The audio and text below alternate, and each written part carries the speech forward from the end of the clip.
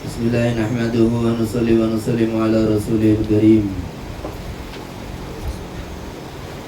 Alhamdulillah, syukur kepada Allah subhanahu wa ta'ala. Allah pertemukan kita di majelis yang mulia ini untuk menyambung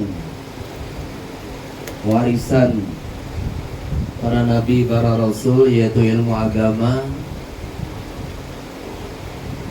Harapan kita cuma satu, bagaimana majelis kita diterima oleh Allah subhanahu wa ta'ala,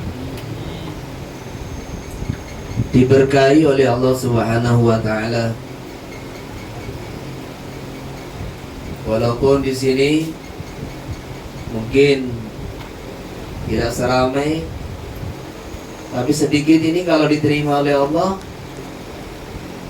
maka akan bisa menyelesaikan masalah dunia, masalah akhirat. Sudah baca, ada kitab semua? Halaman 13 ya. Langsung sarahnya itu.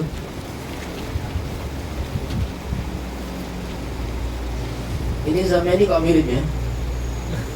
Sama ini? Zakirin. Zakirin Vietnam. Ini Habibie yang dari Syakirin. Dulu Ya, ya. dulu. Ya. Sekarang di Pulau Pinang. Pineng. Ya. Gimana nanti kalau dibuat di Kedah? Siap. Ya? Di Kedah sama Kelantan ya? Ini yang kedua. Jadi ini berarti kita ngaji 4 kali pertemuan ya? Iya. Ya? Pakai. Jadi ini nanti asarnya agak diundur gak apa-apa? Ya.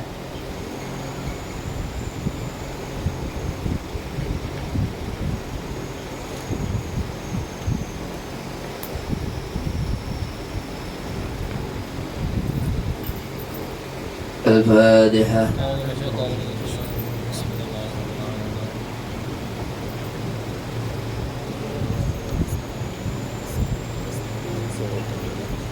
Al-Fatihah.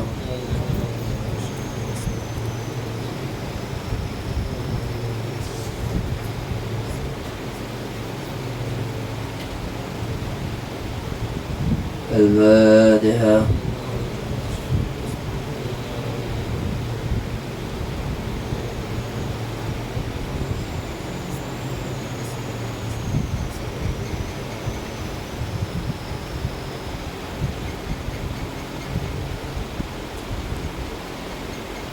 Bismillahirrahmanirrahim wa nusalli wa nusallimu ala rasulil karim. Ini sedikit saya singgung mengenai ilmu usul fikih atau al-qawaidul usuliyah dan al-qawaidul fiqhiyah. Jadi ada dua ilmu yang kayaknya itu serupa, sehingga sebagian santri, sebagian tulab punya anggapan itu adalah dua ilmu yang mungkin terkadang dianggap sama, padahal sangat berbeda, yaitu al-qawaidul usuliyah, kaidah-kaidah usuliyah yang biasa disebut ilmu usul fikih, dan al-qawaidul fiqhiyah, yaitu kaidah-kaidah ilmu fikih. Kemudian bedanya di mana?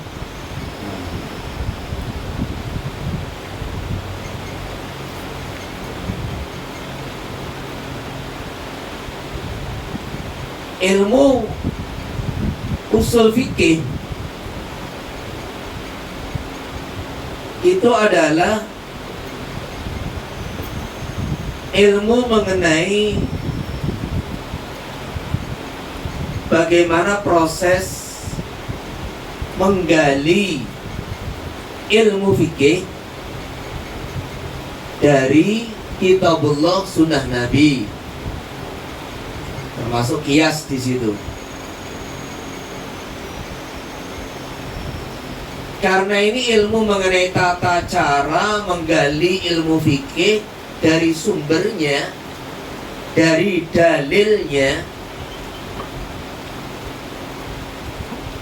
maka ilmu usul fikih itu harus sudah dimiliki oleh setiap orang mujtahid sebelum dia beraktivitas istimbat menggali hukum-hukum fikih dari dalilnya atau dari sumbernya.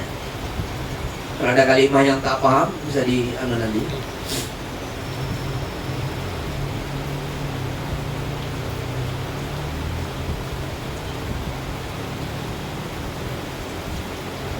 Nah, sedangkan al-qawaidul fiqhiyah itu adalah ilmu mengenai rangkuman-rangkuman hukum fikih yang sudah dihasilkan, sudah digali oleh para imam-imam mujtahid. Jadi supaya hukum fikih yang jumlahnya enggak terbatas, puluhan ribu, mungkin ratusan ribu kesimpulan hukum fikih itu bisa dihafal, bisa mudah dihafal, diingat, maka masalah-masalah hukum fikih tadi dikumpulkan yang serupa, dikumpulkan masalah-masalah yang serupa, terus dikasih judul kaidahnya. Contohnya al-adah muhakamah, al-umur bimaqasidiha, al-masyaqqah tajlibut taisir. Jadi munculnya al-qawaidul fiqhiyah itu adalah selepas munculnya ilmu fikih. Jelas beda lah? Jelas beda nggak? Jadi kalau usul fikih harus sudah ada sebelum munculnya ilmu fikih, karena ini adalah metode bagaimana menggali hukum fikih dari sumbernya.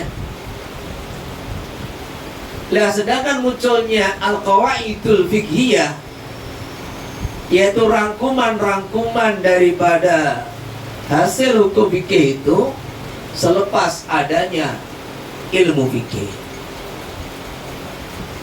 Satu perumpamaan. Ini ada mobil Toyota. Maka gambaran aja. Ada ilmu bagaimana membuat mobil Toyota dan ada ilmu pengetahuan mengenai servis dan perawatan mobil Toyota. Sebelum adanya pabrik mobil Toyota, maka akal kita meyakini bahwa para insinyur Jepang ini sudah menguasai ilmu membuat mobil. Ya Pak ya? Ya Pak ya? Jadi ilmu membuat mobil itu harus sudah dimiliki oleh setiap insinyur pembuat pabrik tadi sebelum menciptakan sebuah mobil. Sehingga akal kita akan mengatakan satu hal yang tidak masuk akal kalau mobil itu ada sebelum teori dikuasai, sebelum ilmu dikuasai. Iya Pak ya? Iya. Jadi sebelum orang Japan, Malaysia mengatakan Jepun, ini menciptakan, membuat mobil, kita yakin bahwa mereka menguasai mengenai ilmu membuat mobil. Lah, selepas mobil dibuat di pabrik-pabriknya, maka kita perlu perawatan mobil supaya mobil ini terus bisa dipakai bertahun-tahun. Maka dibukalah bengkel-bengkel perawatan mobil. Sehingga ada pabrik menciptakan, membuat mobil, ada bengkel Auto 2000 untuk merawat mobil. Supaya apa? Supaya ini mobil terus bisa dipakai. Nah, begitu pula di dalam ilmu fikih itu ada ilmu namanya ilmu fikih. Nanti dijelaskan apa itu ilmu fikih. Al-ilmu bil ahkam, ilmu mengenai hukum. Lah, untuk menggali atau membuat kesimpulan halal, haram, sunnah, makruh, mubah, orang harus menguasai namanya ilmu usul fikih. Tanpa ada ilmu usul, maka tidak mungkin fikih itu bisa kita pelajari sampai sekarang ini. Maka disitulah para imam-imam mujtahid, walaupun tidak semua mereka mengarang kitab usul fikih, tidak semua mereka membukukan dalam bentuk karangan kitab usul fikih, tapi semua ulama sepakat bahwa para imam mujtahid, Imam Abu Hanifah, Imam Malik, Imam Ahmad ibnu Hanbal, ini menguasai ilmu usul. Karena kalau beliau-beliau mereka tidak menguasai ilmu usul, tidak mungkin muncul ilmu fikih. Sebagaimana kita punya kesimpulan, tidak mungkin ini muncul mobil Toyota kalau orang Jepang tidak punya ilmu pengetahuan mengenai membuat mobil. Cuma yang membukukan ilmu usul fikih ini yang disepakati ulama pertama kali adalah Imam Syafi'i radhiyallahu anhu. Jadi kalau di Malaysia ini ada 10 ulama, semua alumni pondok pesantren, mungkin alumni Timur Tengah, alumni Mesir. Nah, 10 ulama ini alim, pandai baca kitab semua. Kalau para ulama itu tidak punya karangan kitab, apakah berarti tidak ada ilmunya? Kan ini kesimpulan salah kan?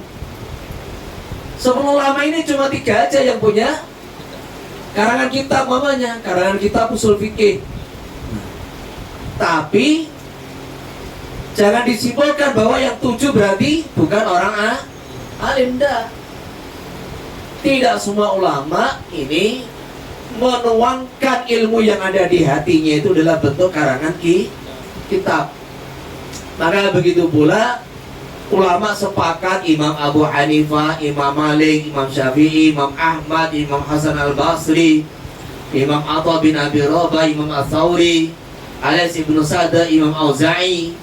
Para imam-imam mujtahid ini semuanya pakar usul fikih.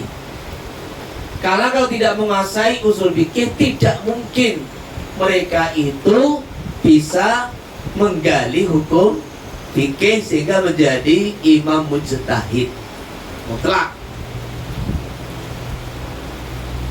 Cuma yang disepakati ulama membukukan ilmu usul fikihnya adalah Imam Syafi'i radhiyallahu anhu, yaitu dalam kitabnya Ar-Risalah, ketika dikirimi surat oleh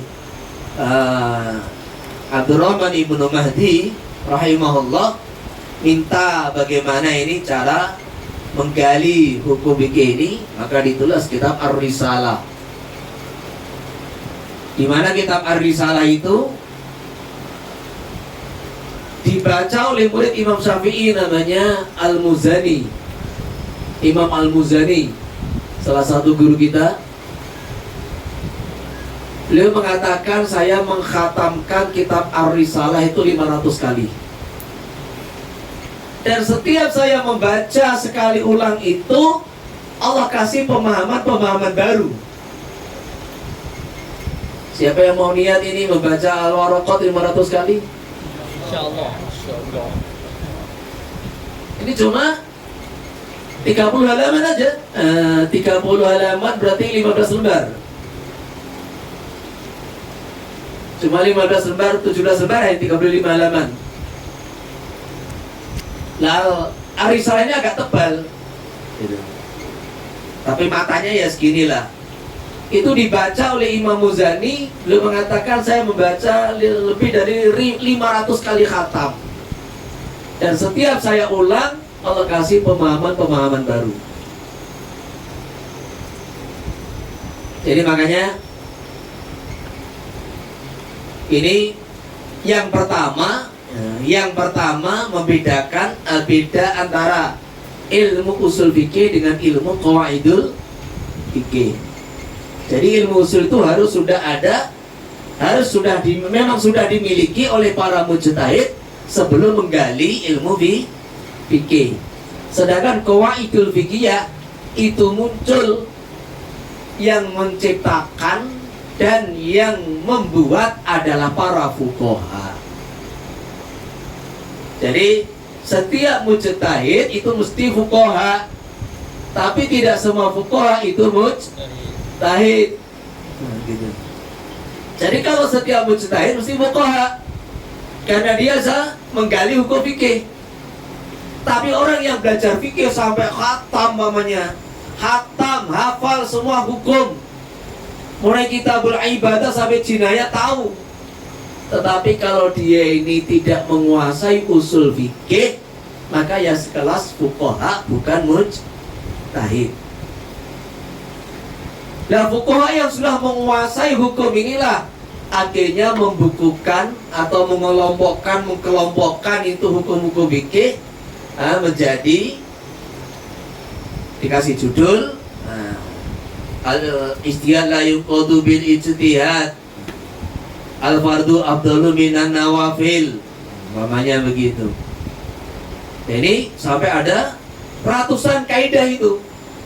Cuma yang dipelajari dalam qawaidul fikih itu ada 5 kaidah inti, ada 40 kaidah, terakhir ada 20 kaidah yang diperselisihkan itu. Tapi sebetulnya ini rangkuman kan gitu kan. Rangkuman itu sebetulnya faedahnya itu banyak sekali gitu loh. Ada beberapa faedah yang tidak disebutkan di situ. Nah, jadi saya ulang kepada poin inti. Sebelum kita membahas kitab ini, apa perbedaan usul fikih dengan qawaidul fikih? Iya. Pertama, perbedaannya usul fikih sudah ada sebelum munculnya fikih, sedangkan qawaidul fikih munculnya selepas adanya ilmu fikih. Ini yang pertama. Kemudian yang kedua, usul fikih itu adalah ilmu yang merupakan pembahasan para mujtahid.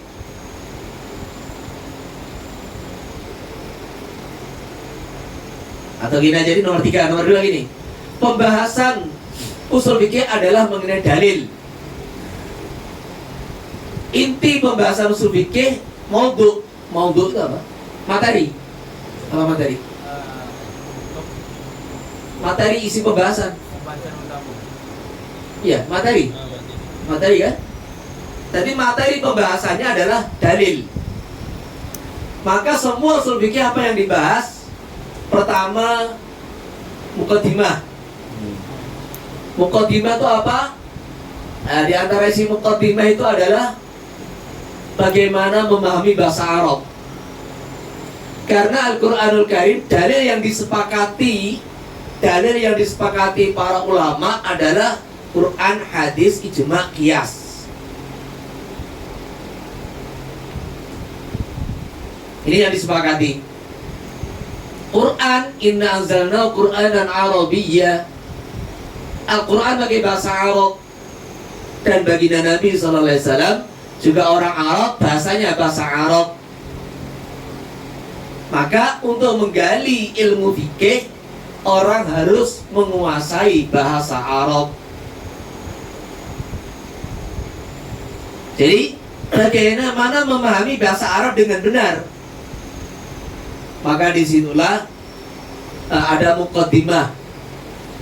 Jadi muqaddimah bagaimana memahami bahasa Arab dengan benar.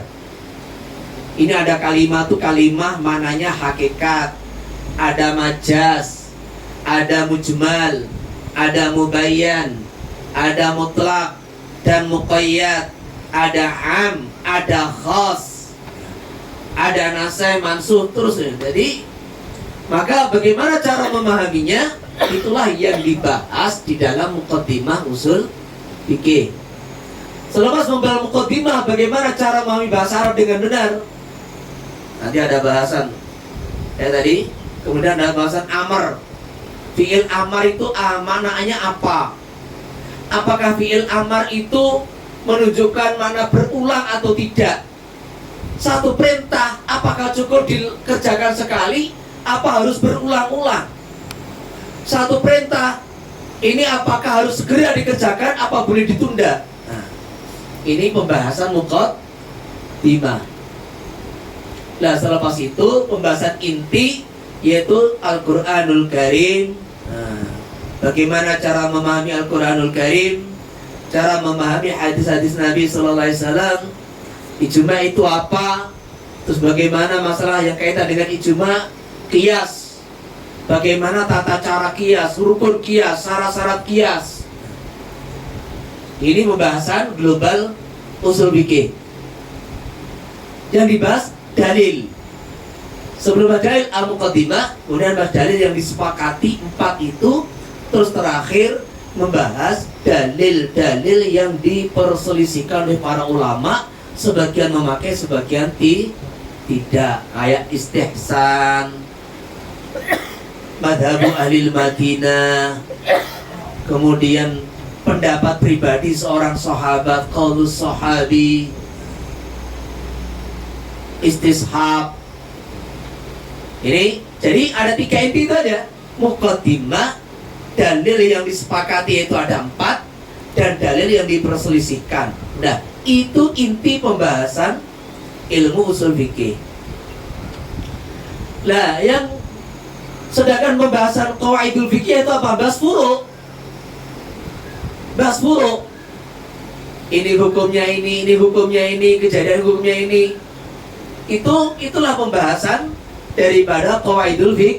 Iya, bahas furu' yang serupa dikumpulkan, dikasih judul supaya mudah diingat.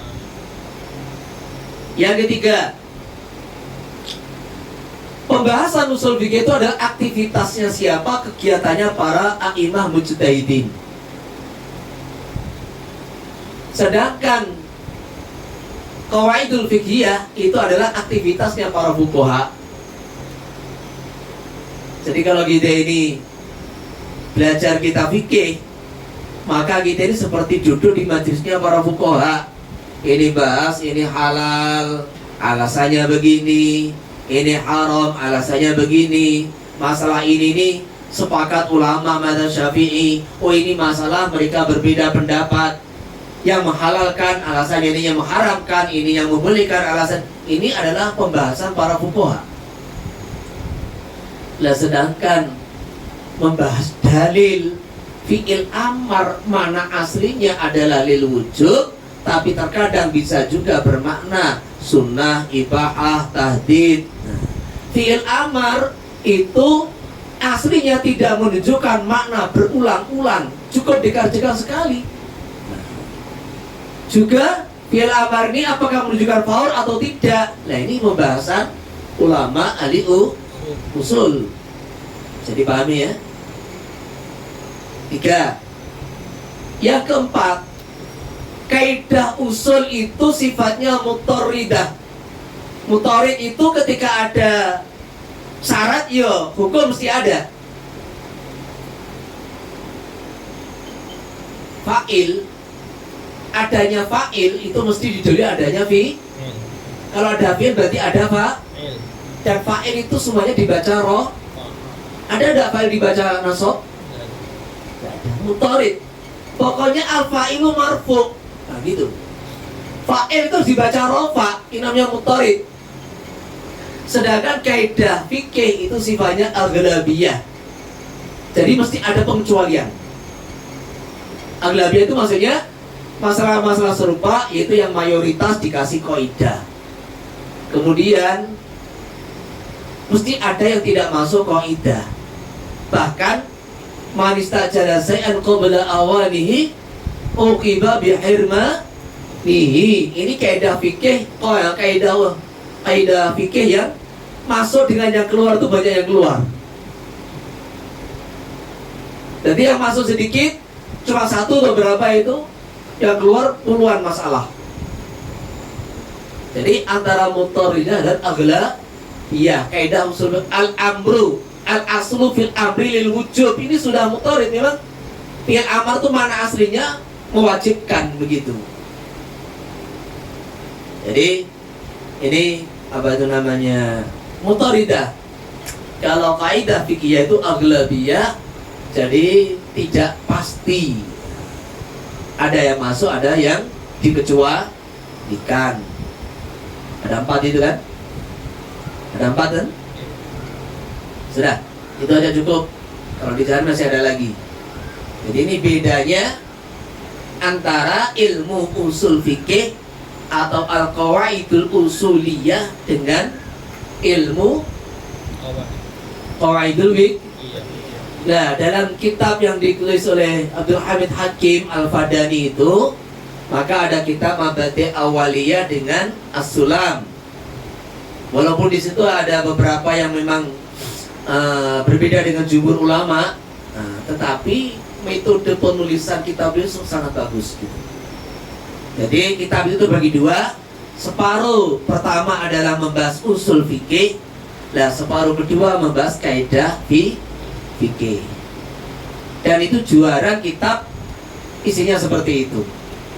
Mungkin di Malaysia kurang familiar, ya, ya mungkin adalah kitab yang terbaru. Nah, selain beliau, siapa tadi? Ada nggak kitab yang lain yang isinya 2 itu? Ada usul fikih, juga ada qawaidul fikih. Jarang. Dah. Ada yang tanya sebelum lanjut perbedaan antara usul fikih dengan qawaidul fikih? Sudah, sebelum lanjut ada pertanyaan? Ya, silakan. Ada speaker ini? Mike.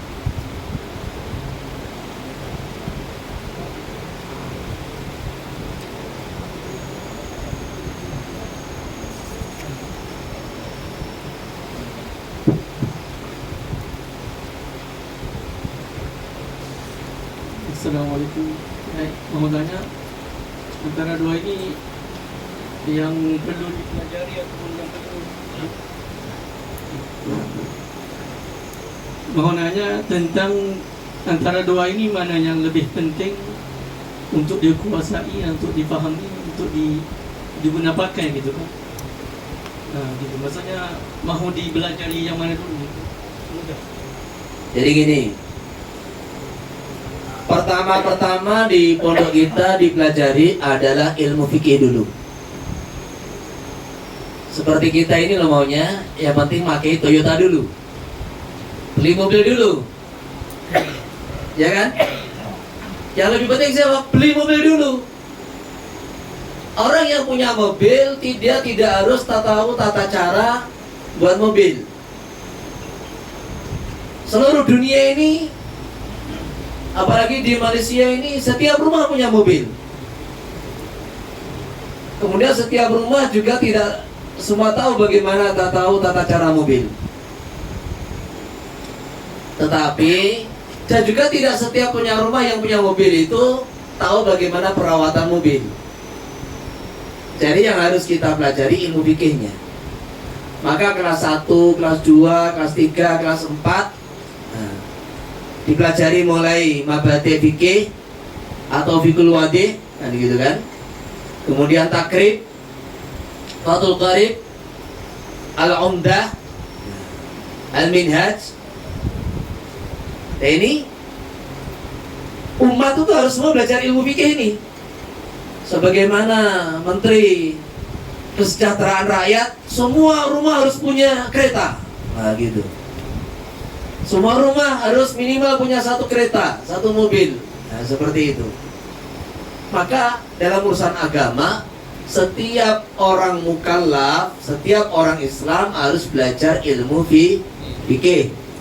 Ini yang harus diprioritaskan.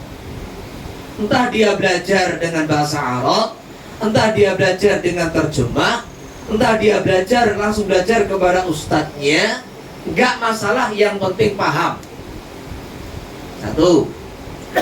Nah, kemudian selepas itu, maka sebetulnya saya juga mau tanya, itu ilmu membuat mobil dengan perawatan mobil penting mana? Hah? Gimana? Bagi pemakai lebih penting perawatan. Tapi bagi yang punya pabrik,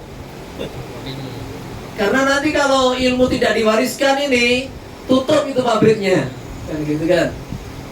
Maka disinilah selepas orang itu belajar ilmu fiqh, maka yang lebih didahulukan belajar qawaidul fiqh, iya, supaya dia punya rangkuman atau rangkuman ikhtisar.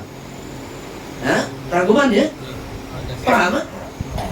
Punya rangkuman, kesimpulan, ringkasan daripada ilmu fiqh yang dia pelajari.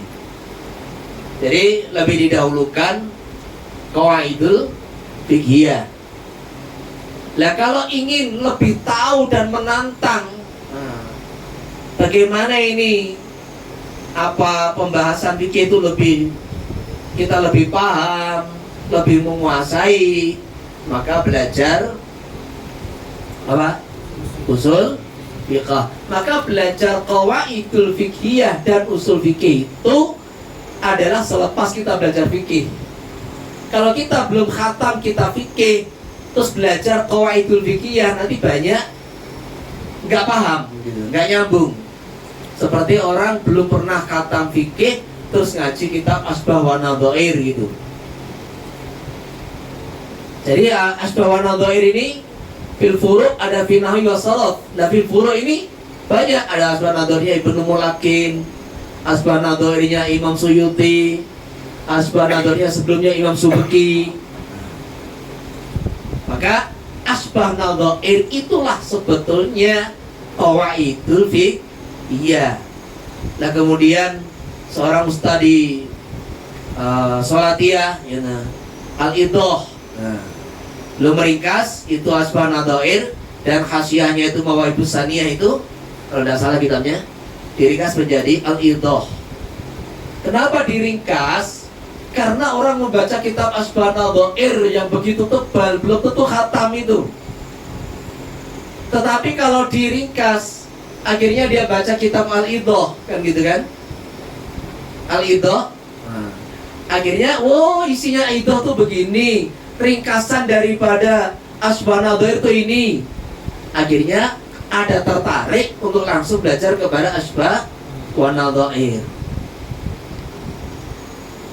Tadi selepas kita ini belajar ilmu fikih, terus belajar Idoh, kemudian belajar itu yang qawaidul fiqhiyah itu, atau lebih luas aja Asbah wa Nadhair fil furu' itu, Masya Allah.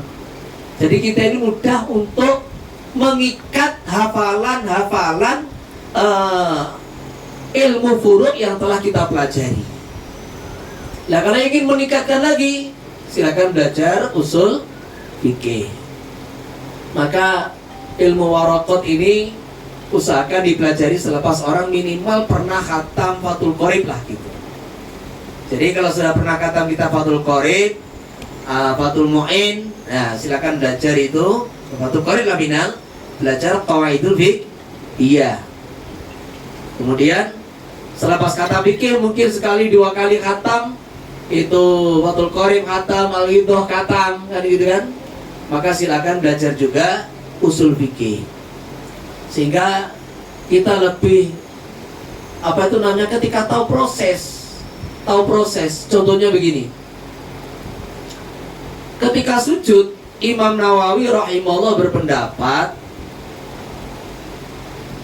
wajib meletakkan 7 anggota badan. Contoh ya, jidat, kedua telapak tangan, salah satu lah, entah jari-jarinya atau telapak tangan harus ada, lutut dan ujung jari-jari bagian dalam. Wajib. Kalau sampai ada satu terangkat, sujudnya tidak sah. Sujud tidak sah berarti sholat tidak sah. Wahagama natadajalu bihi. Ini yang kita amalkan setiap hari, yang kita pelajari mulai takrib, fatul qari, fatul mu'in, al-idhah, seperti itu. Pokoknya kok ada santri dekat kita sujud tidak memakai 7 anggota badan, gak sah. Ulangi sholat. Kan gitu kan? Iya dah. Nah, selepas kita ini belajar kitab namanya At-Tamhid. Kalau di Temboro namanya Tamhid. Tamhid itu, jadi kebanyakan ilmu usul itu kebanyakan cuma bahas teori kaidah, jarang menyebutkan contoh kaidah secara global. Contoh 1-2 gitu. Lah kitab Tamhid itu menjelaskan bagaimana kaidah dan bagaimana cara mempraktekkannya atau cara mengamalkan kaidah tersebut, sekaligus contoh-contoh di dalam furu'. Ini kitab Tamhid karya Imam Asnawi rahimahullah yang hidup tahun abad ke-8 Hijriah. Contohnya ini, kenapa kok Imam Nawawi rahimahullah punya kesimpulan bahwa sujud harus memakai 7 anggota badan? Karena ada satu hadis, salah satu rawinya Imam Muslim rahimahullah, lafadznya begini, umirtu an asjuda ala sab'ati aldumin. Jadi qailnya baginda Nabi sallallahu alaihi wasallam. Ada satu riwayat lain, amarona Rasulullah sallallahu alaihi wasallam an nasjuda ala sab'ati aldumin. Satu riwayat umirna. Nah, umirna ini kalau dalam belajar mustalah hadis termasuk hadis marfu kan gitu kan. Umirna, kalau rawinya yang mengatakan qailnya adalah sahabat, berarti itu adalah hadis marfu. Nah, ini dipahami oleh Imam Nawawi rahimahullah, ini amarona, umirna, baginda Nabi sendiri bersabda umirtu, menunjukkan perintah itu adalah perintah wajib. Sehingga kalau sampai kurang salah satu anggota badan, maka nggak sah. Bisa dipahami? Lah kenapa Imam Rawi mengatakan tidak harus 7? Sunnah. Dalil yang dipakai sama. Umirtu, hadis marfu, atau umirna amarona fi hukmil marfu, tetapi beliau punya pandangan beda. Dan ini dibahas di situ. Apa kata Imam Rafi'i? Fi'il amar menunjukkan wajib itu kalau sighatnya dalam tasrif ya sighat amar. Contohnya akimu, fal yasum, man syahida minkum syahra fal yasum. Nah, ini wajib. Akimu. Lah, kalau sighatnya itu amarona, umirna, umirtu, tidak menunjukkan arti wajib. Jadi beda antara sighat perintah dengan fi'il amar. Sighat amaro, amaro Rasulullah SAW, itu tidak menunjukkan arti wajib. Beda dengan fi'il amar. Fal yasumu, fal yaktub. Nah, namanya begitu. Maka kalau fi'il amar al aslu yadullu alal wujub. Tapi ne amarona, umirna, umirtu, itu tidak mengartikan wujub, sehingga meletakkan 7 anggota badan itu hukumnya sunnah. Nah, inilah. Ini namanya kita multi proses. Oh, kenapa Imam Rafi'i dan Imam Nawawi beda pendapat. Bisa dipahami ya? Terus apa lagi? Bismillahirrahmanirrahim. Bismillah, hanya dengan menyebut nama Allah, hanya dengan memohon pertolongan dari Allah. Ar-Rahmani yang maha pemurah, Ar-Rahimi yang maha penyayang. Saya memulai ngaji. Amma ba'd, fahadihi waraqatun qalilatun. Maka apa yang akan saya tuangkan, apa isi hati saya yang mau saya tuangkan dalam bentuk karangan kitab adalah beberapa lembar yang sedikit, tastamilu yang mengandung, mencakup ala marifati fusurin, atas pengetahuan mengenai beberapa pasal min usulil fikih, dari usul fikih, yang tabi yang ambil manfaat dia dengan waraqat sobal mubtadi, orang yang memulai belajar, wa ghairu, dan selain mubtadi. Walaupun ini halaman 14 ya, walaupun ini cuma lembaran-lembaran yang berapa tadi? 17 lembar kan di sini. Ini 17 kan karena ada syarahnya. Kalau matan aslinya yang dalam kurung itu mungkin cuma berapa itu? 4 lembar kan gitu kan? 4 lembar aja. Tipis kitabnya, coba. Kemudian disari oleh Imam Mahali, itu menjadi berapa lembar? 1, 2, 3, 4, 5. Cuma 5 lembar. Itu Sasarah Mahali. Lah kalau Imam Haromen sendiri itu cuma berapa itu? 1 lembar mungkin. Tapi 1 lembar itu isinya luas. Namanya Jawami'ul Kalim.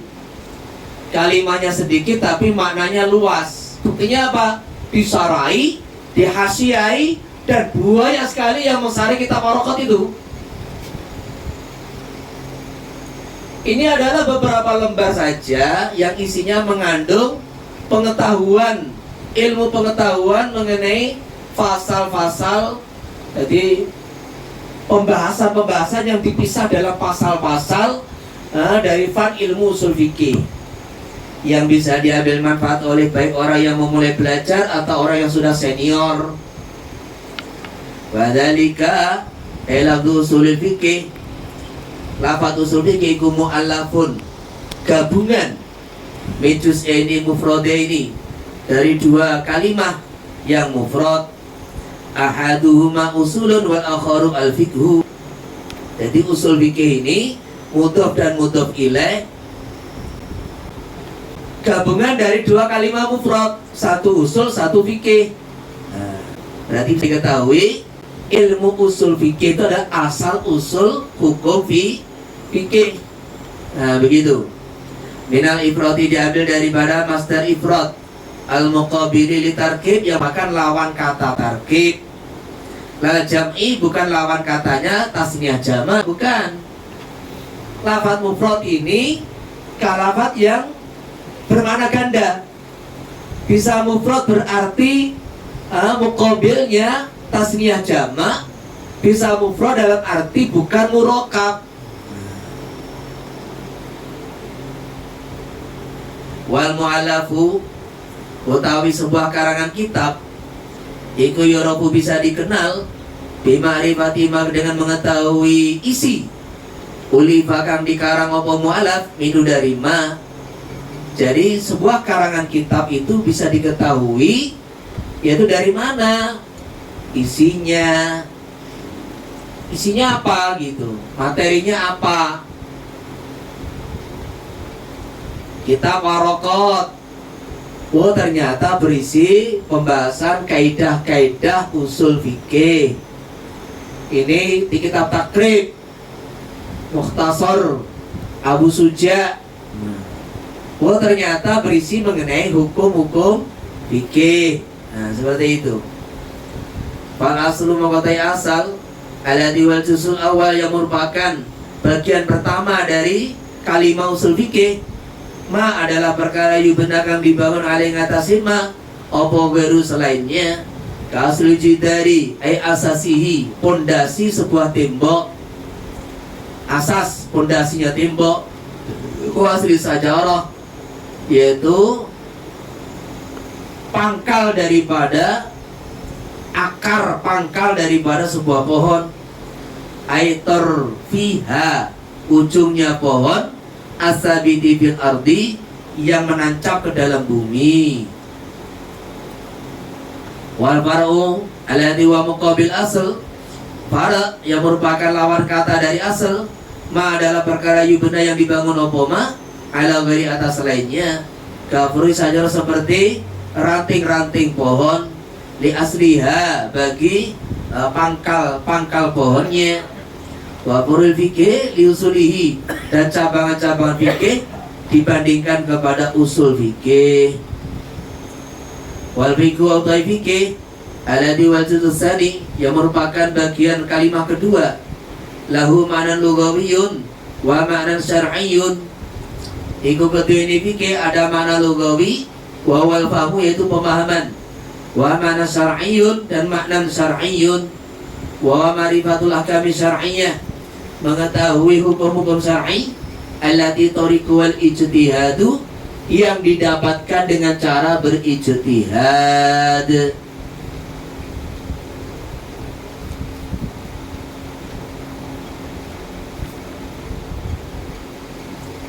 Jadi ini musannif rahimahullah ada 3 poin yang mau dibahas.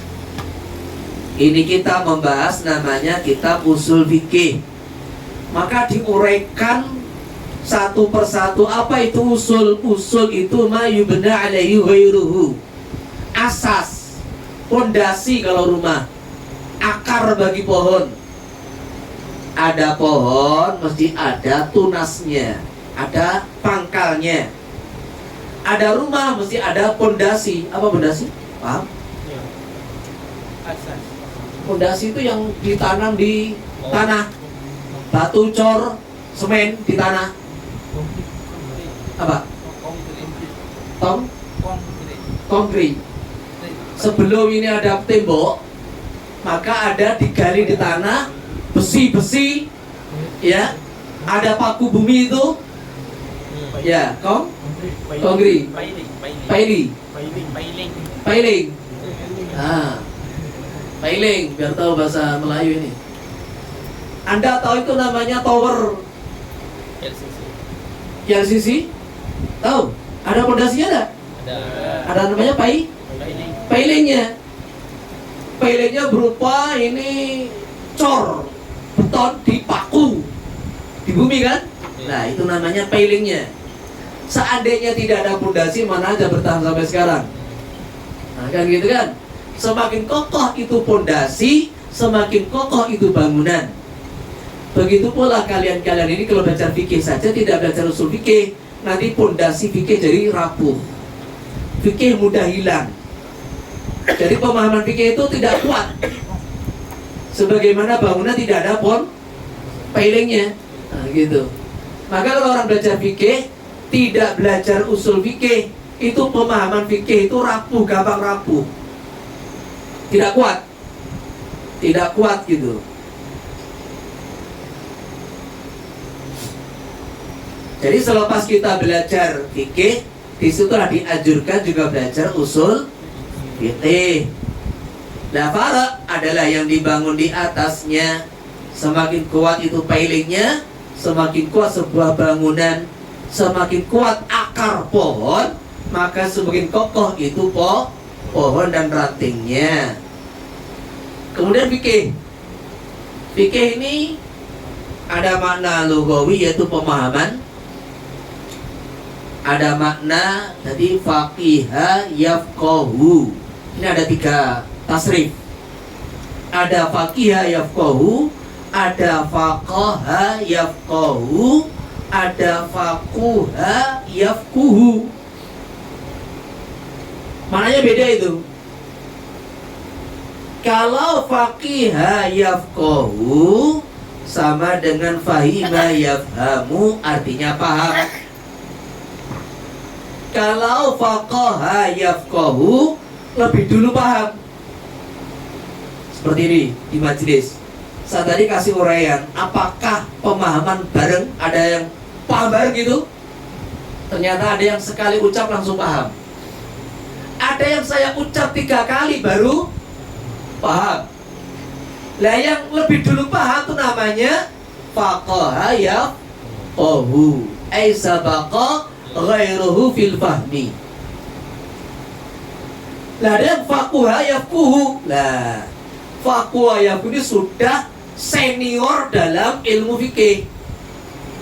Semua kitab fikih sudah dikhatamkan sampai minhaj, tahu perkara yang disepakati ulama, tahu yang diperselisihkan.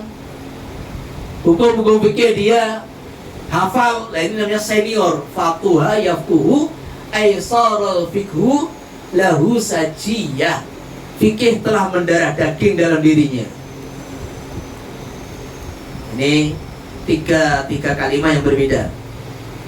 Lah secara syar'i, ilmu yang membahas mengenai hukum yang didapatkan dengan cara berijtihad, itulah ilmu fikih. Lah ijtihad itu harus punya skill, tahu skill? Skill kalian. Skill kalian, ya.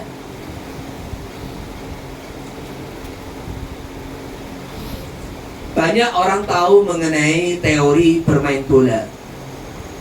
Tapi apakah semua pemain punya skill? Tak kan? Banyak punya teori saja, tapi ketika di lapangan nggak bisa apa-apa. Nah, maka ini harus punya keahlian. Jadi berijtihad ini yo menguasai usul fikih, yo talenta di dalam menerapkan dan mengamalkan usul fikihnya. Maka setiap mujtahid mesti usuliyun. Setiap mujtahid, kullu mujtahidin usuliyun, walaisal usuliyu mujtahidan, walaisal kulul usuli mujtahidan.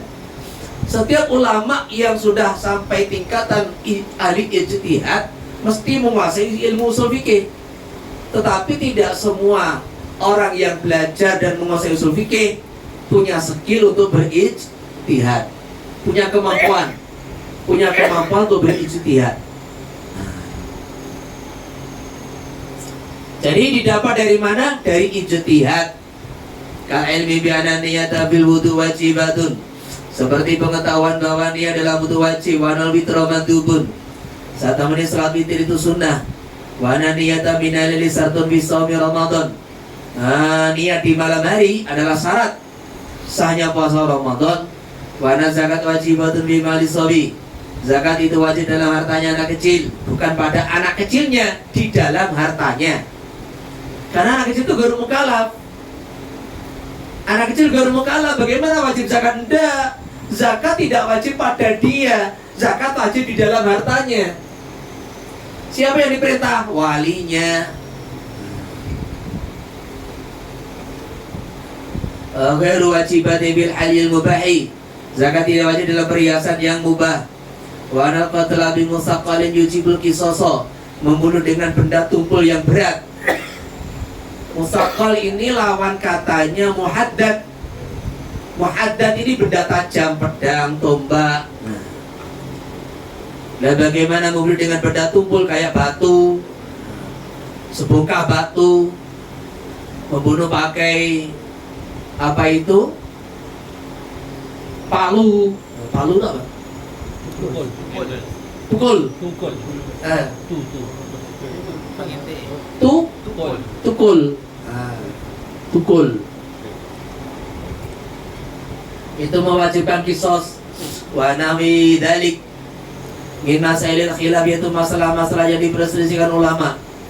Di khilafi ma beda dengan perkara laisa tariqul ijtihad, yang cara mendapatkannya bukan dengan cara ijtihad. Kal ilmi bi anna shalawatil khamsa wajibatun, seperti ilmu atau keyakinan atau ilmu atau pengetahuan bahwa sholat 5 waktu itu wajib, wa zina muharramun. Sehingga zina itu muharram, muharram, mana bidalik. Minal masail qat'iyah, itu masalah-masalah yang hukumnya pasti. Fala yusama fikhan, maka tidak dikatakan fikih.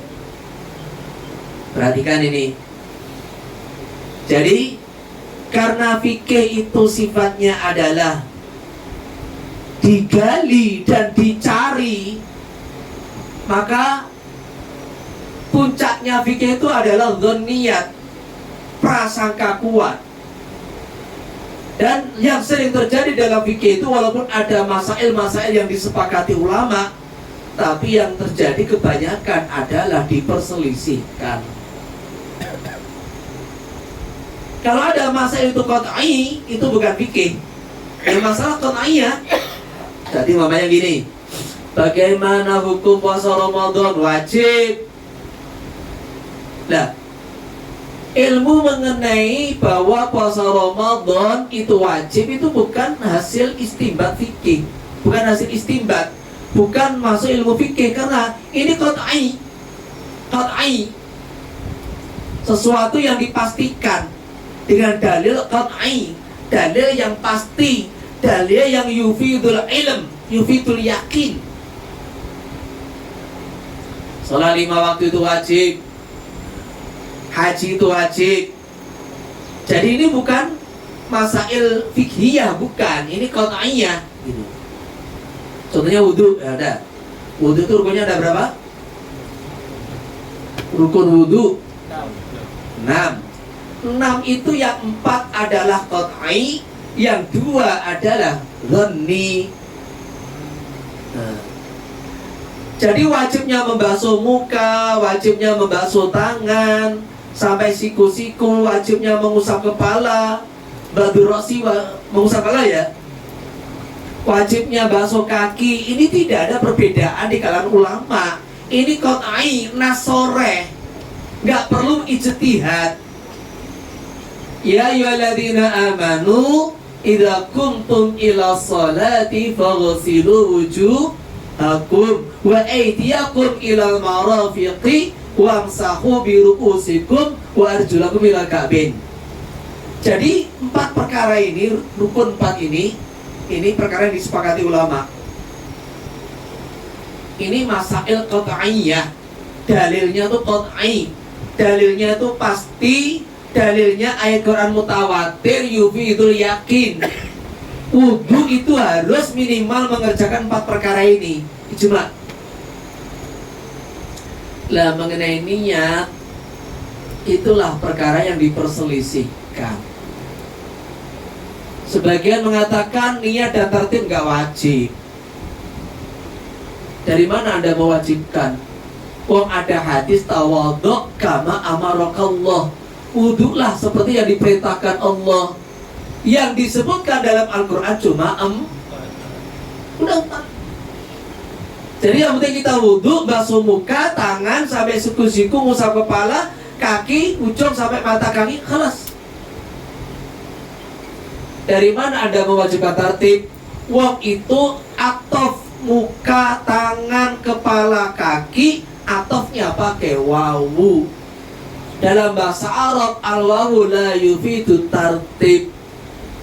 Al-wawu li mutlaqil jam'i. Seperti ini tadi yang datang belakang itu, ini. Ja'a a wa b wa c wa d. Nah. Jadi kalau saya mengatakan telah datang 4 orang, 5 orang, ja'a fulan wa fulan wa fulan wa fulan, maka penyampaian ini yang penting 5 orang datang. Saya menyebut orang yang datang akhir, tak sebut paling awal juga ada masalah. Karena yang penting saya menyampaikan berita 5 orang ini datang. Wawu tidak menunjukkan tartib, bahwa limutlaqil jam'i. Maka disitulah sebagian ulama tidak mewajibkan tartib, juga tidak mewajibkan niat. Karena yang dinasi Al-Quranul Karim, idza kuntum ila sholati faghsilu wujuhakum. Nah sekarang mazhab Syafi'i, 2 perkara itu wajib semua. 2 perkara itu niat dan tartib. adalah rukun wudhu. Tanpa dua perkara ini, wudhu Anda tidak sah. Ngonek sholat, ya sholatnya tidak sah. Nah sekarang usul fikih itu menggali bi anna niyata fil wudhu wajibatun dari mana? Saya gali contoh. Nah, karena ada hadis innamal amalu binni, innamal amalu binni. Ini masih bisa dibantah. Itu hadis kan mengenai ikhlas, bukan mengenai niat. Di sini nggak ada. Itu mengenai ikhlas. Ceritanya apa? Ceritanya Muhajiru Umil Qais. Jadi ada seorang pemuda-pemudi, sudah ada ikatan untuk saling menikah. Ternyata si perempuan hijrah ke Madinah. Terus si laki-lakinya ingin melanjutkan itu ke jenjang pernikahan. Apa kata Ummul Qais? Saya tidak mau kalau kamu tidak hijrah. Jadi si laki-laki ini sebenarnya gak mau hijrah, tapi karena calon istrinya gak mau kalau dia tidak hijrah, ya terpaksa hijrah. Ketika kisah ini disampaikan kepada baginda Nabi Sallallahu Alaihi Wasallam, maka beliau bersabda, innamal amalu binniyat wa innama likulli imri'in ma nawa. Faman kanat hijratuhu ila Allah wa rasulih fa hijratuhu ila Allah wa rasulih wa man kanat hijratuhu lidunya yusibuha aw imra'atin yatazawwajuha fa hijratuhu ila ma hajara ilaih. Jadi anehnya di sini artinya apa? Ikhlas. Mana hijrah saya niat hijrah kan gitu kan, gak ada. Ikhlas. Maka niat itu ada dua. Niat lisihatil a'mal, ada niat artinya liqabulil a'mal. Nah, niat lisihatil a'mal itulah niat yang dibahas dalam kitab-kitab fikih. Tapi kalau niat liqabulil a'mal itu artinya ikhlas. Itu yang berlaku dalam kalamul mu'ad. Para tuan-tuan yang penceramah, ahli dakwah. Jadi kalau ahli dakwah ngomong apa sing niat toh, diluruskan niat. Ya enggak? Tashihun nih. Maksudnya sifat. Jadi hadis itu sebetulnya kalau ditinjau dari asbab wurudul hadis artinya Jadi dia diartikan liqabulil a'mal. Lah kenapa para fuqaha termasuk Imam Syafi'i radhiyallahu anhu kok mengartikan niat dalam arti nawaitul wudu'a?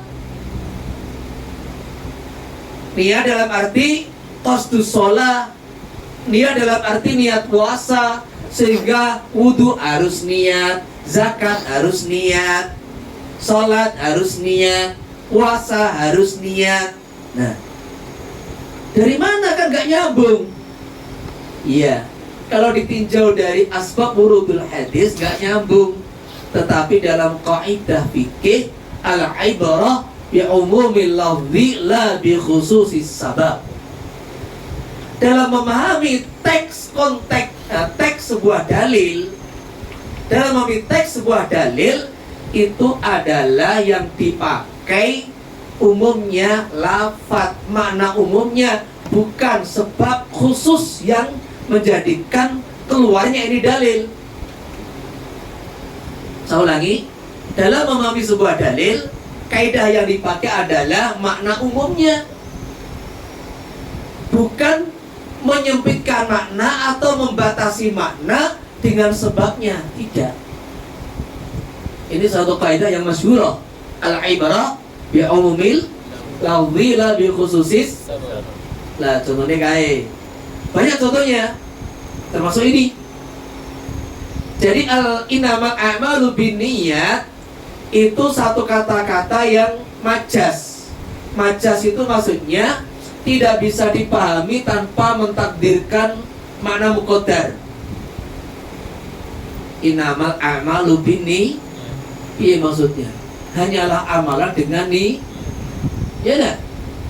Maka kalau para penceramah, para mubayyin, para dai innama qabulul a'mal bil ikhlas.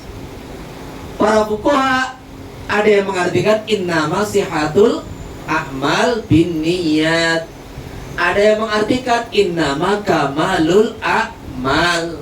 Nah, maka disitulah Imam Abu Hanifah tidak mewajibkan niat, karena ini artinya innama kamalul a'mal. Jadi niat itu sunnah. Yang saya pahami begitu. Yang saya pahami niat itu sunnah, tidak wajib. Karena bukan innama sihatul a'mal, tapi innama kamalul a'mal, sempurnanya amalan. Jadi karena yang dipahami oleh Imam Syafi'i radhiyallahu anhu dari kaidah yang dipakai menjadi tolak ukur, kaidah adalah mana umumnya, bukan sebab secara khusus. Jadi dipakai yang lain juga termasuk ini. Maka disitulah beliau mewajibkan niat di dalam wudu. Karena hadis ini termasuk itu.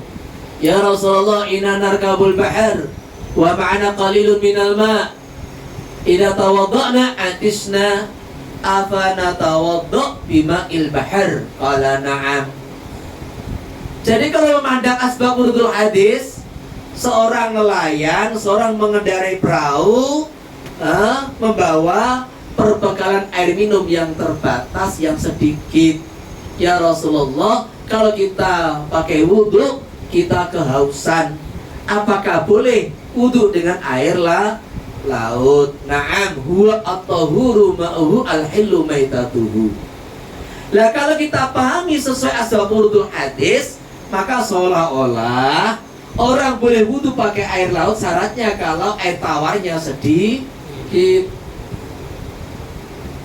Tapi ulama tidak begitu. Air laut itu at-tahuru ma'u al-hillu maitatuhu. Jadi yang dipakai bukan cerita kisah ini.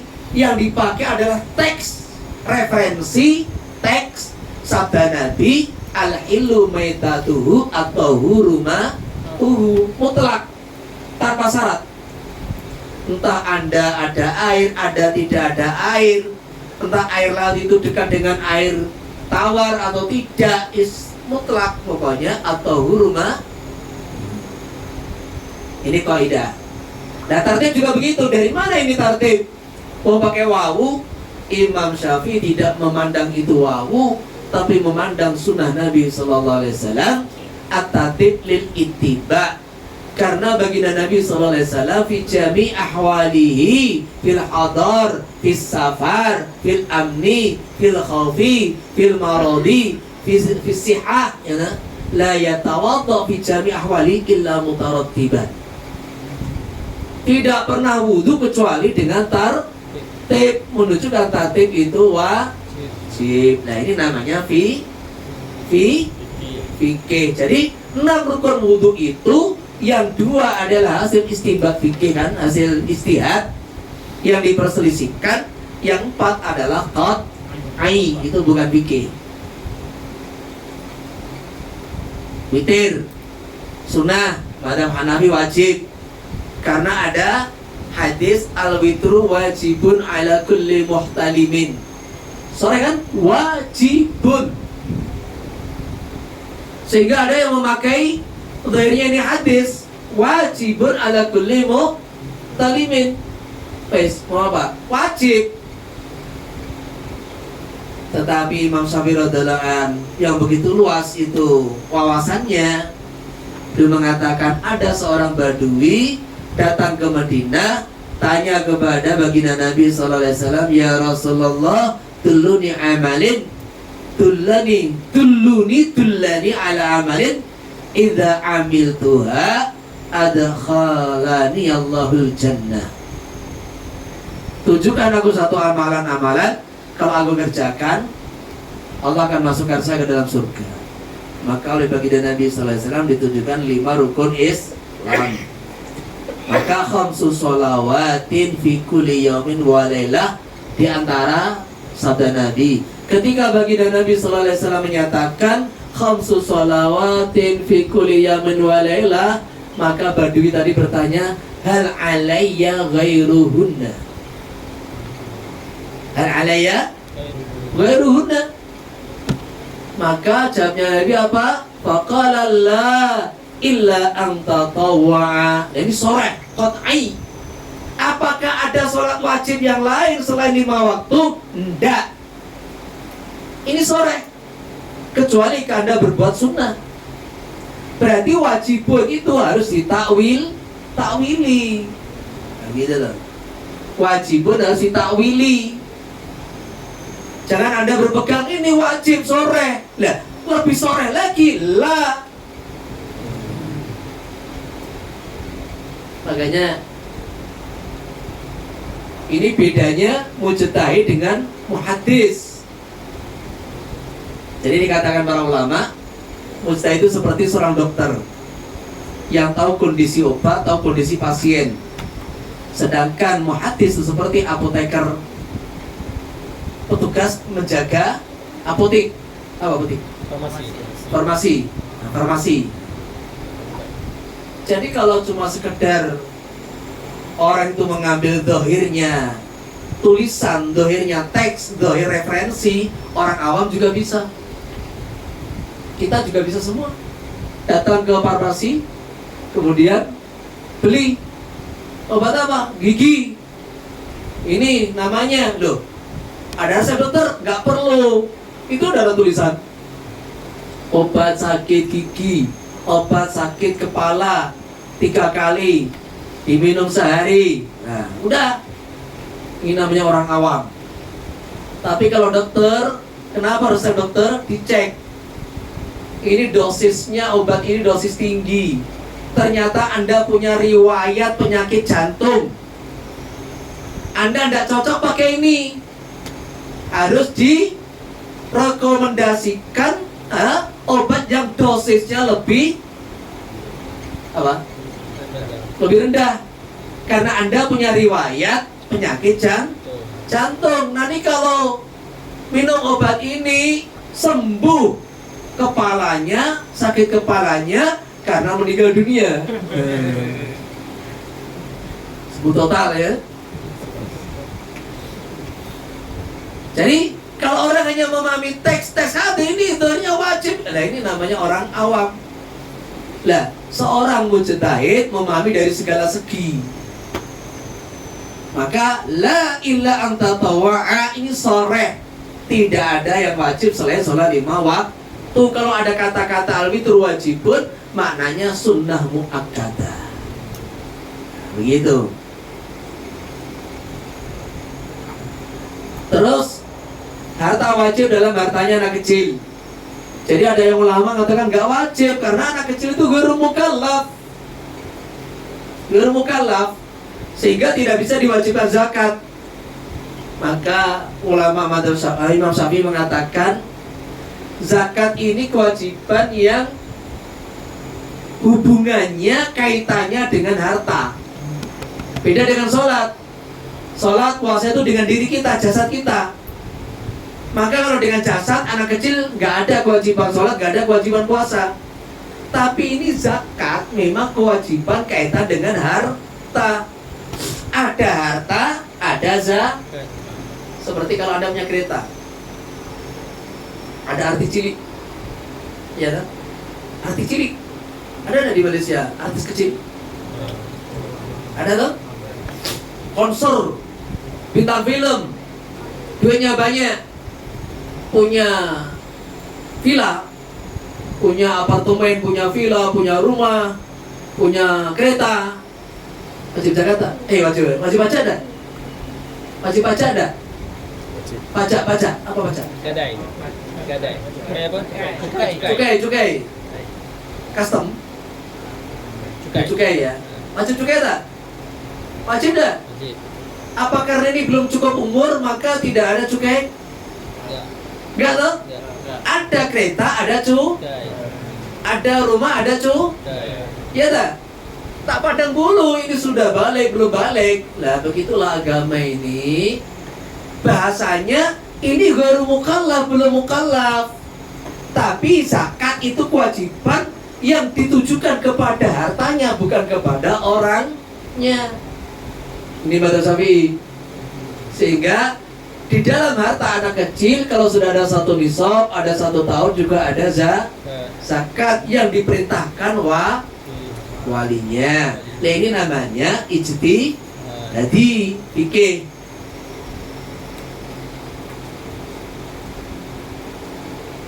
Membunuh dengan mustaqol.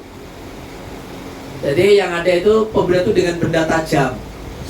Nah, sekarang mustaqol, benda-benda tumpul tapi mematikan juga. Siapa yang pernah dipukul sama pakai besi segini kira-kira gak mati? Nah, ya.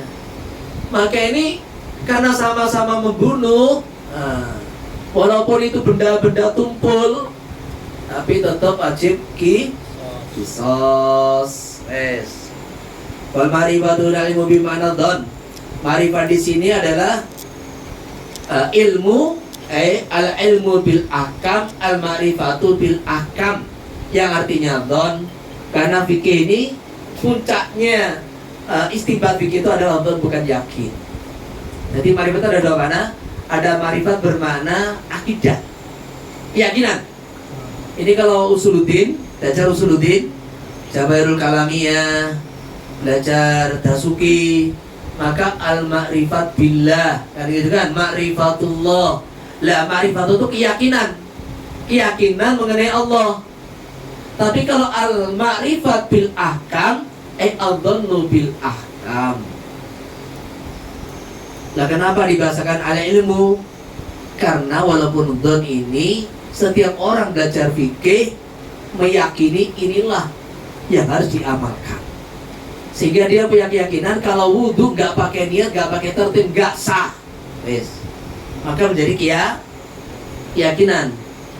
Walakamal murtabiyya sab'atun, al wajibu wal mandhibu wal mubahu wal mahduru wal makruh was sahih. Jadi hukum itu ada 5: wajib, sunnah, mubah, haram, makruh, sahih dan batil.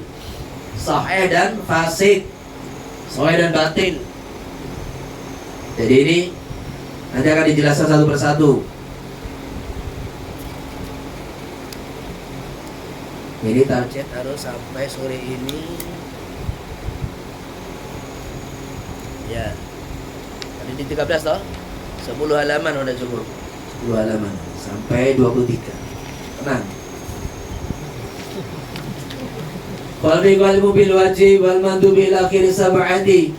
Maka yang dikatakan ibika adalah ilmu mengenai hukum wajib, sunnah, haram, makruh, mubah, sahih dan batil. Bi'ana dzalfilai wajibun, ilmu mengetahui perbuatan ini wajib. Wa hadza mandubun, perbuatan ini sunnah, ini mubah. Nah, makanya kalau orang itu fikih mulai masuk dalam dirinya, tandanya apa? Setiap perbuatan dia akan tanya, apa hukumnya? Ini namanya usum itu apa? Musim pemilu. Apa pemilu? Pilihan raya. Ini banyak orang bagi-bagi amplop. Ini calon-calon pejabat bagi-bagi amplop, hukumnya bagaimana? Oh, berarti mikir sudah mulai masuk. Tapi kalau dia ini tidak mikir, terima-terima amplop itu bagaimana? Ini berarti fikih belum masuk. Jadi kalau fikih sudah mulai masuk, setiap pergerakan kita, perbuatan kita tuh ada hukumnya. Mulai dari sudut Ka'bah sampai sudut Hajar Aswad, sampai sudut toilet, itu semua ada hukumnya. Jadi maka fikih ini bicara hukum siapa? Hukum perbuatan orang mukallaf. Yang dihukumi siapa? Perbuatan orang mukallaf. Semua ini ada perbuatan, ada hukumnya. Wal wajibu min haitsu wasfu bil wujub. Ditinjau dari disifati dengan wujub. Al wajib ini kan isim fa'il. Al wajib. Al wajib itu ada 2 makna. Sesuatu yang dihukumi wujub. Wujub itu masdarnya. Sesuatu yang dihukumi wujub. iku ma adalah perkara yusabu yang dikasih pahala apa ala fihi ing atase mengerjakan ma wa yu'aqabu dan dihukum siksa apa ala tarki ing atase meninggalkannya wa yafi juga bisidqil iqabi dalam benarnya hukuman apa wujudu adanya iqab li wahidin minal usati bagi satu orang yang dari orang-orang yang berbuat maksiat. Usatun jamannya asin seperti kudatun qadin nuhatun nahin asli kan tapi nahwiyun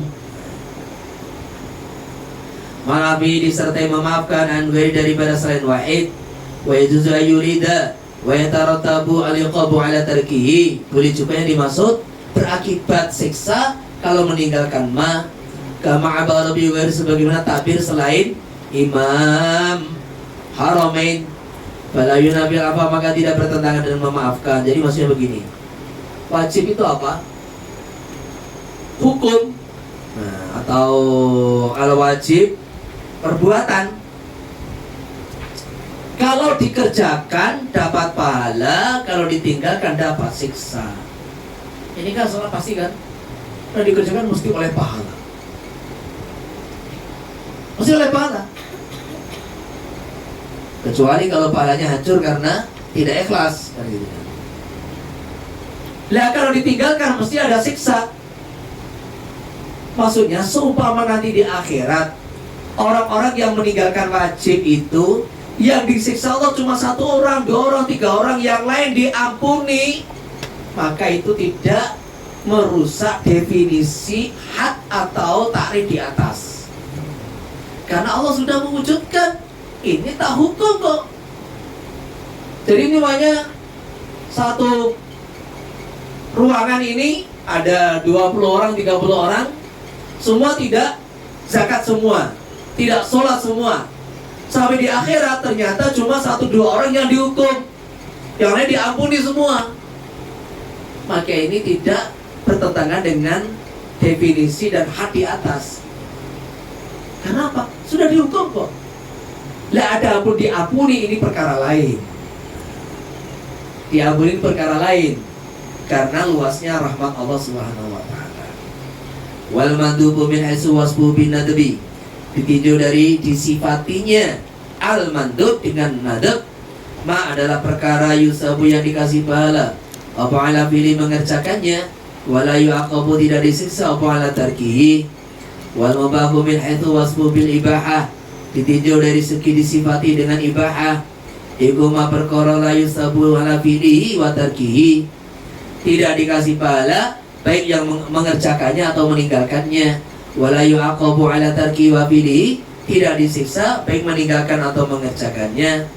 Ai ma yani perbuatan la yata'allaqu bikulin yang tidak berhubungan dengan masing-masing dari mengerjakan atau meninggalkannya. Apa sawabun wala iqabun. Kayak minum, makan, tidur, berdiri, duduk. Ini itu yuk gerakan manusia, yuk gerakan binatang, gerakan makhluk hidup. Maka perkara mubah itu tidak ada kaitan dengan pahala, tidak ada kaitan dengan siksa. Wal madhuru min itu wasubil hadri. Ditinjau dari disifati dengan haram el hurmah. Ma adalah perkara yusabu yang dikasih pahala apa ala tarki meninggalkannya imtisalan karena semata-mata mengikuti perintah Allah wa yu'aqabu ala fihi dan dihukum atas mengerjakannya wa yafi bi sidqil iqabi wujudu li wahidin min al-usat. Cukup dalam benarnya aturan hukuman apa wujudnya iqab atas 1 orang dari orang yang maksiat ma'afi an ghairihi yang lain dimaafkan. Wa yajuzu ayyurida wa yatarattabu al-iqabu ala fihi dan berakibat hukuman atas mengerjakannya kama abara bi ghairuhu sebagaimana takbir yang dibuat oleh selain Imam Haramain. Fala yunabil afa maka tidak bertentangan dengan Allah memaafkan yang lain. Jadi yang digarisbawahi kata-kata imtisalan. Imtisalan maksudnya apa? Kalau orang itu mengerjakan maksiat, maka ini tidak perlu ikhlas. Jadi Anda ini maksiat, entah krono Allah, krono Allah gimana? Apapun alasannya orang melanggar itu mesti salah. Apapun alasannya orang melanggar itu mesti dosa, apapun niatnya gitu. Apapun niatnya, apapun tujuannya, orang melanggar itu mesti dosa, sudah layak dihukum. Nah, di dalam agama ada 3 pengecualian. Kecuali orang baru masuk Islam, orang yang jauh dari ulama, atau itu masail-masail yang khafidhah, samar bagi orang awam, maka 3 perkara ini dimaafkan. Nah, adapun yang dibahas intisal itu apa? Ketika Anda meninggalkan maksiat, itu jelas apakah dapat pahala gitu loh. Ketika Anda mengerjakan maksiat, jelas dosa. Tapi ketika Anda itu meninggalkan maksiat, apakah dapat pahala? Yang jelas meninggalkan maksiat gak dosa. Nah gitu loh. Orang meninggalkan maksiat jelas gak dosa. Yang dipertanyakan apakah masih dapat pahala? Ditafsil, tinggal niatnya. Kalau niatnya intisalan, semata-mata itu ikut perintah Allah, untuk meninggalkan maksiat dapat pahala. Tapi kalau riya, dipuji oleh makhluk, ya gak dapat pahala. Jadi di depan cewek-cewek khusyuk, tundukan pandangan, nggak lihat jelas gak dosa, gak lihat kok. Apakah dapat pahala? Dilihat-lihat dulu. Anda menundukkan pandangan karena perintah Allah, atau karena supaya dicintai mereka, dipuji mereka. Kalau cuma pencitraan, ya gak dapat pahala. Yang jelas tapi gak dosa gitu. Wal ma'muru bil hasu bil karahati mayusabu ala tarkihi. Perkara yang didapat pahala ketika meninggalkannya, atas meninggalkannya, sesuatu yang dapat pahala ala tarki meninggalkannya, intisalan karena ikut perintah Allah, wala yu'aqabu ala fi'lihi, dan tidak dihukum atas mengerjakannya. Jadi kalau meninggalkan dapat pahala dengan syarat intisalan. Kalau mengerjakan ya enggak dosa. Wa sahih wal batil. Nah, saya min haitsu wasfuhu. Jadi min haitsu wasfuhu ya. Jadi haitsu itu isi makan, kalimat yang jatuh selepasnya harus dibaca rofa. Min haitsu wasfuhu bisihah. Ini mubtada, khabarnya dibuang. Ma adalah perkara ya ta'ala ku yang berkaitan dengan mafanubudu sah, berlanjut, sah, berlanjut tidak aja, anubudu berlanjut, wa yutadu bidan dianggap, diakui, biaris tajemaah mengumpulkan opoma, ma perkara yutabaru yang disyaratkan fi dalam ma yutabaru yang disyaratkan opoma fi dalam ma ya ta'ala ku syar'an akad kana ibadatan itu akad atau ibadah.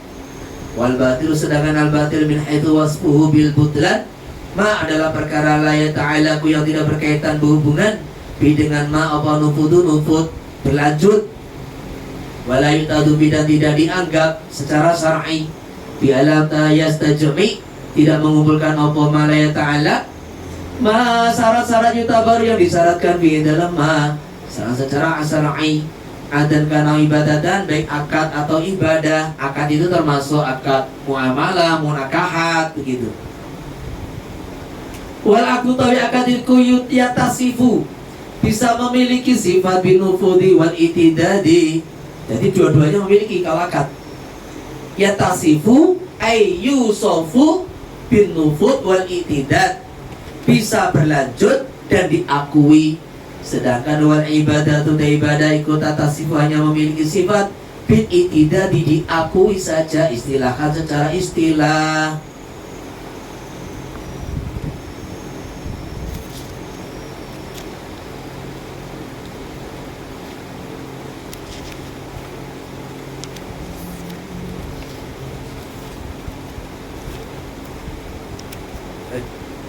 Oh, 60.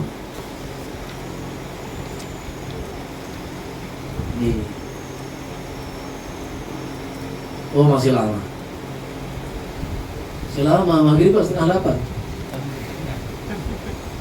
Jam 7 lebih berapa? 20. Iya. Sebentar. Nanti kita selesai di sini. Al-Batil. Silakan sholat asar kan? Ya. Sholat asar, makan-makan, nanti lanjut dikit ya. Jadi apa bedanya sahih dengan batil? Sahih ini ada kelanjutan dan diakui oleh agama. Sedangkan batil gak ada kelanjutan dan tidak diakui. Cuma di syarahnya ditambahkan, diperinci. Kalau urusan akad, jual beli, sewa menyewa, nikah, nah, itu ada dua-duanya. Bisa dikatakan berkelanjutan dan diakui. Tetapi kalau sholat wudhu diakui gitu toh. Nah, ini secara istilah ada bedanya. Contohnya gini. Sekarang jual beli. Ini HP kamu jual ke saya beli kan? HP saya beli. Ketika jual beli memenuhi semua syarat, ada sewa, ada barang, ada uang, semua maklum. Wes, maka dikatakan jual beli kita sah. Apa artinya sah? Jual beli kita diakui oleh syariat. Seperti Anda punya ijazah kelulusan sekolah kan, akademik, diakui. Nah, ijazah sah, diakui. Nah, diakui oleh negara. Nah, begitu pula kalau kita ini muamalah kita, entah itu jual beli, sewa, memenuhi syarat, maka sah, artinya diakui oleh Allah dan Rasulnya, diakui oleh para pembawa ilmu syariat, yaitu para fuqaha, diakui.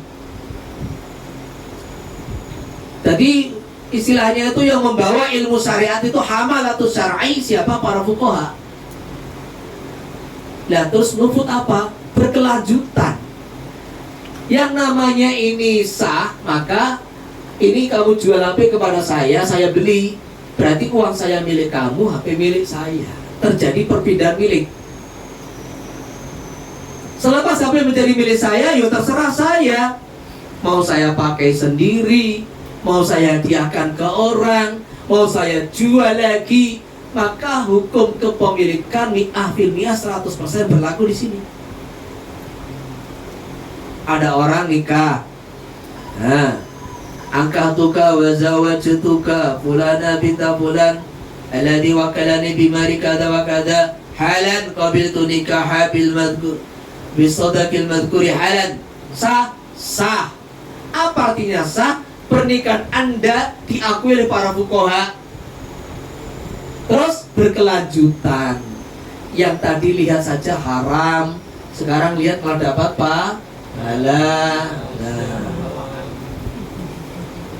Yang tadi apalagi nyentuh haram, sekarang nyentuh meraba-raba dapat pahala.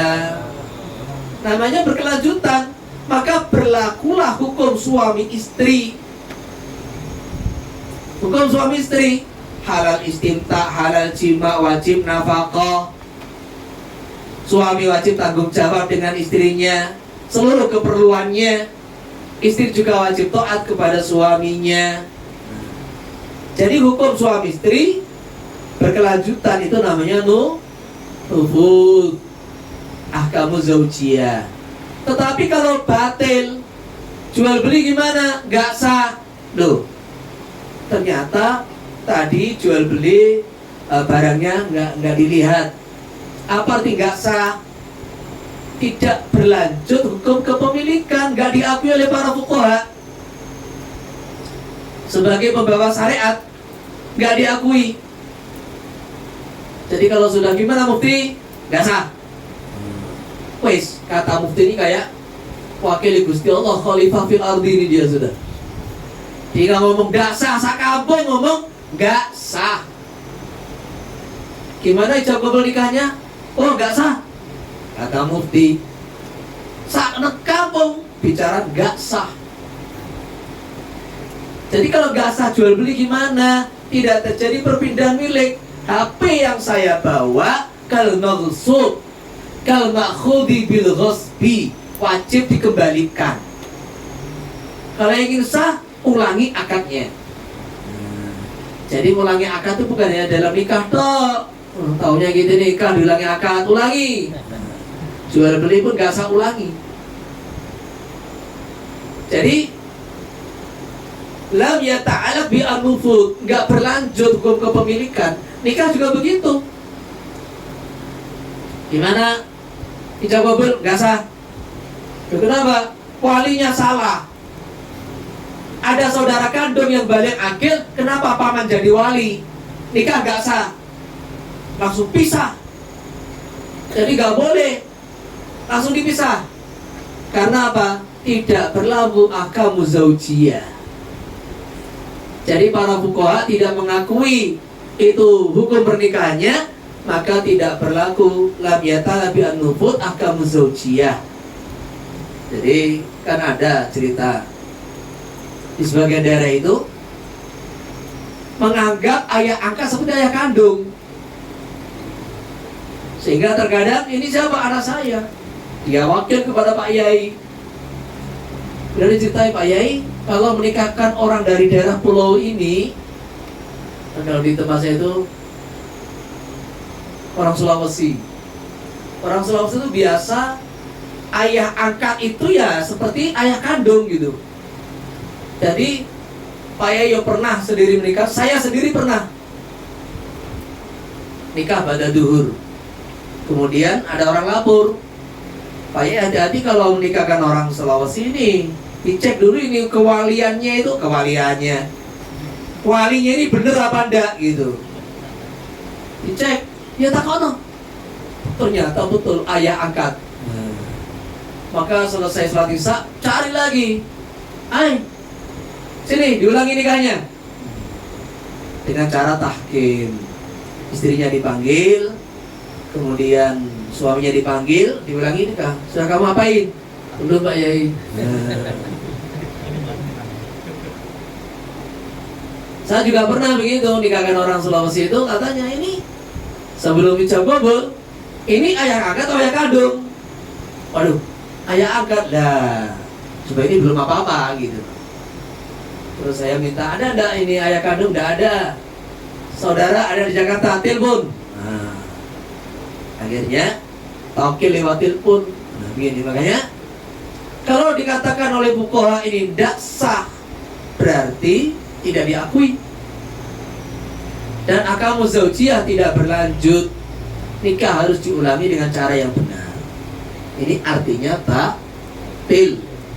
La yata'alaq bi an-nufud. Sudah. Jadi di pending dulu. Mau minum-minum, mau sholat asar. Nah, silakan nanti dilanjutkan sampai halaman 23 lah. 2 lembar lagi. Ya?